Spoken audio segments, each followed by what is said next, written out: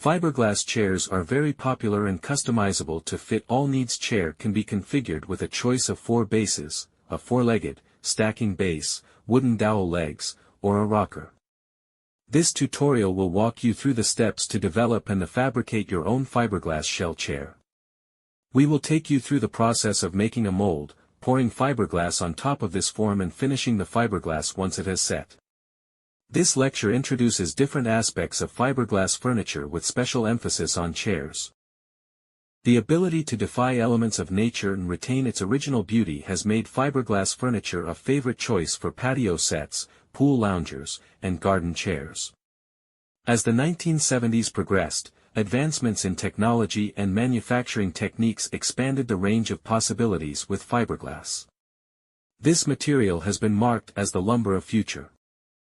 Fiberglass is much more resistant to sun exposure and weathering and does not warp or rot as compared to wood. Wood on the other hand needs a covered porch with no sun exposure due to expansion and contraction when under heat. Fiberglass is a relatively low-cost material, so repairs to fiberglass bodies are often less expensive. Fiberglass is known to be a hard-to-break material when it is used to reinforce something else. These can last up to 50 years or more. Although fiberglass is more expensive than other materials. When it comes to pricing out windows, fiberglass is usually a mid-tier budgeting option. An introduction to various steps involved in manufacturing of fiberglass chairs is discussed in the next section of this presentation. The 3D model must be turned into a form which the fiberglass can be poured onto. This can easily be managed by flipping the shell shape.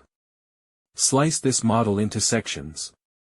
This will allow the estimation of polystyrene sheets required for mold making. Laying out 3D model sections onto 4 feet into 8 feet sheets can help you understand how many sheets of material you will need to make your form work. Slice tooling file to fit laid out area within the sheet dimensions. This sums up the number of sheets required for the mold.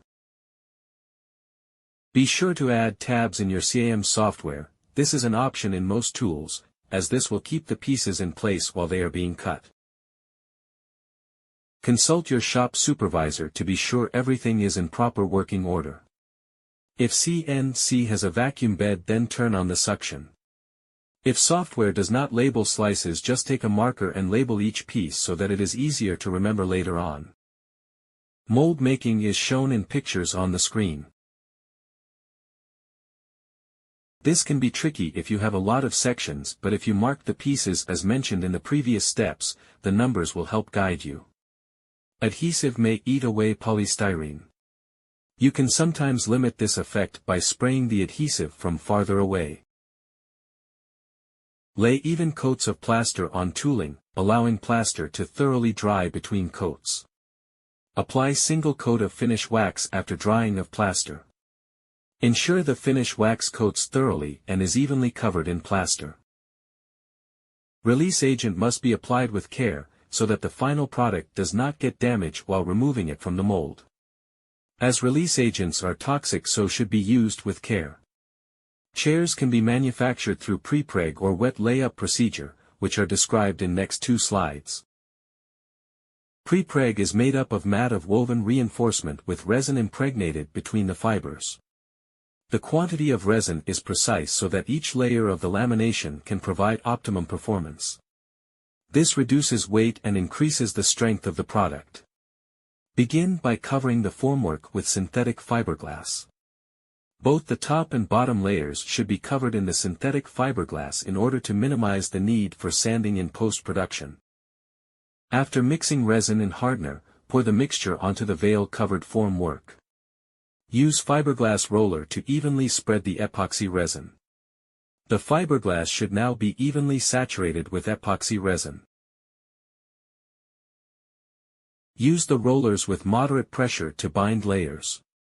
Finish by covering the formwork with synthetic fiberglass in order to minimize the need for sanding in post-production. At this point the fabrication of shell is complete. If design does not have integrated legs, you may attach a set of off-the-shelf legs, or build your own. The chair shell ready for finishing is shown in next slide. Before applying paint, the primer must be applied so that paint clings to fiberglass. Cleaning fiberglass furniture is as easy as wiping. During cleaning, remove scuff marks and stubborn dirt using a soft bristle brush with detergent and warm water. Anyone interested in starting this project can contact Technology Education and Mentoring Center on email for further guidance and advice. Stay tuned for more lectures on the subject of fiberglass products for commercial applications.